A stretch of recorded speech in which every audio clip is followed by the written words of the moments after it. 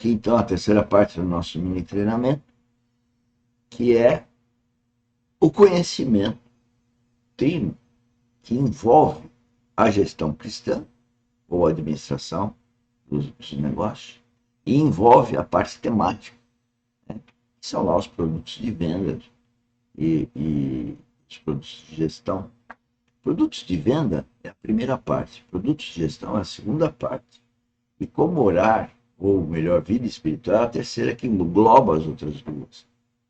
Senhores, nós chegamos, depois de 35 anos, principalmente nos últimos 5 anos, nosso desenvolvimento em vida espiritual, a um ponto muito legal do nosso desenvolvimento. E estamos há 2 anos lá, já com esse projeto da academia, falando publicamente, tendo uma série de eventos que você vê na descrição do vídeo. Primeiro, é o grupo WhatsApp para você tirar qualquer dúvida, né?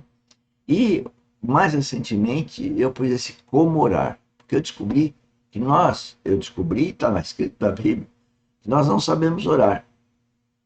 Se nós não tivermos o Espírito Santo habitando no nosso coração, nós não sabemos orar. Isso está na Bíblia, não sei o que estou falando.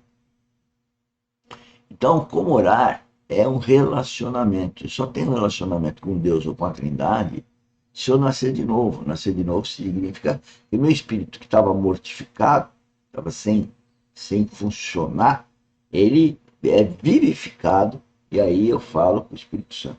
Bom, como que eu faço essa sessão de com relação a esses 10 minutos de treinamento?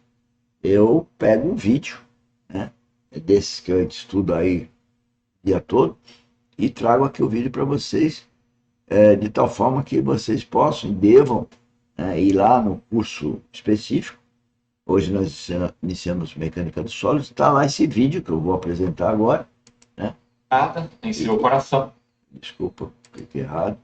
Esse vídeo com o Romeu Bornelli, cujo título é O Caminho da Experiência Espiritual, é exatamente o que nós precisamos, experiência espiritual.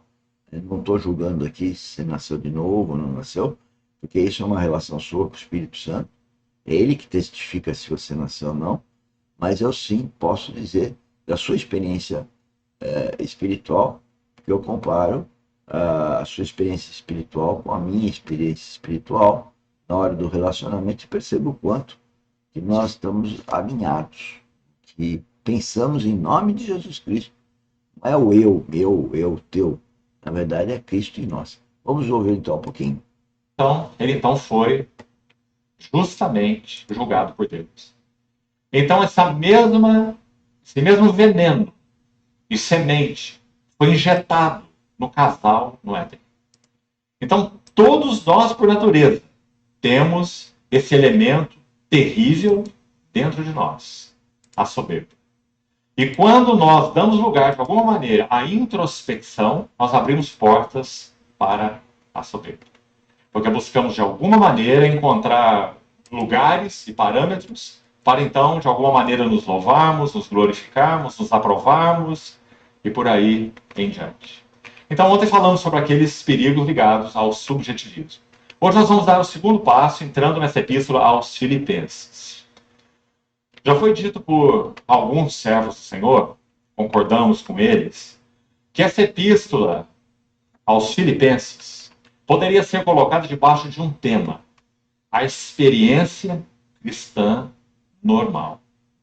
Se queremos saber sobre a vida cristã normal, precisamos conhecer Romanos, particularmente. Se queremos saber sobre a experiência cristã normal, precisamos conhecer Filipenses e 2 Coríntios.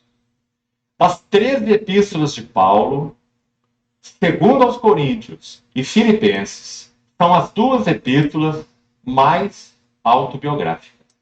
Claro que nas outras, as outras epístolas de Paulo não são tratados, graças ao Senhor, ele não escreveu nenhum tratado, ele escreveu cartas.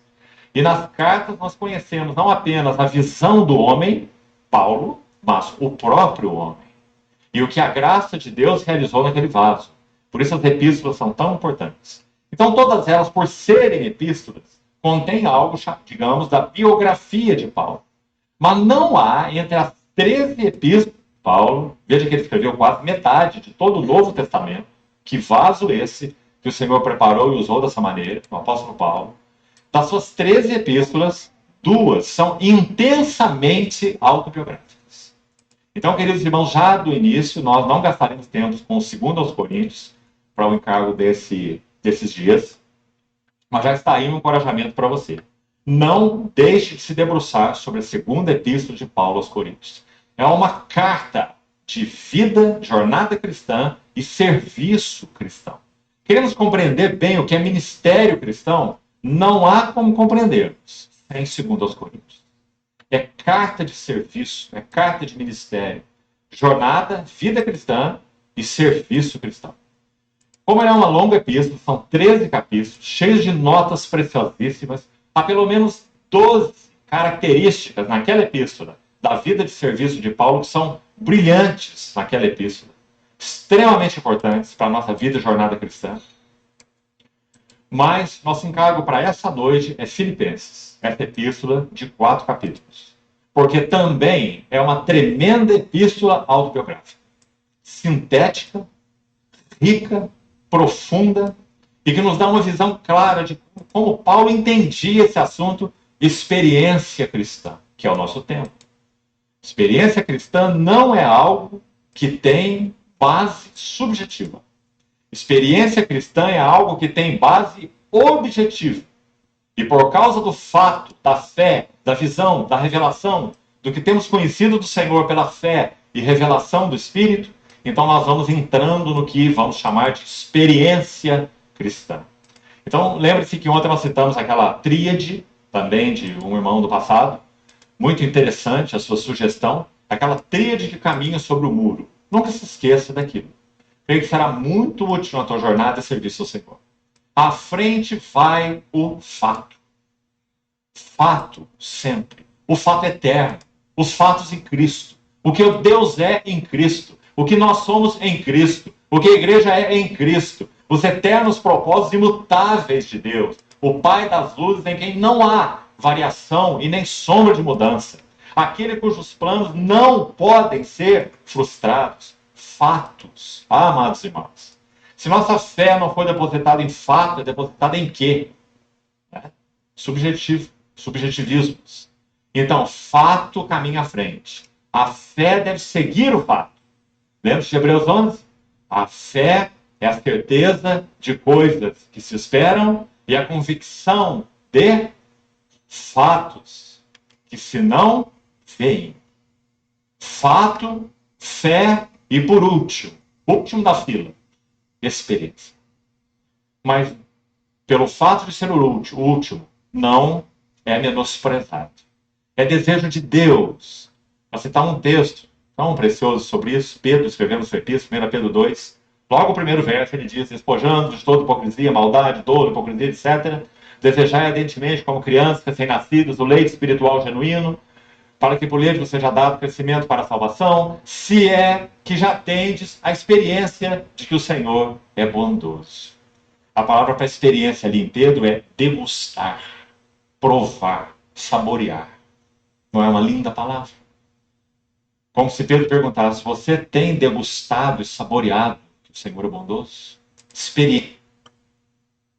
Bom, como vocês viram aí,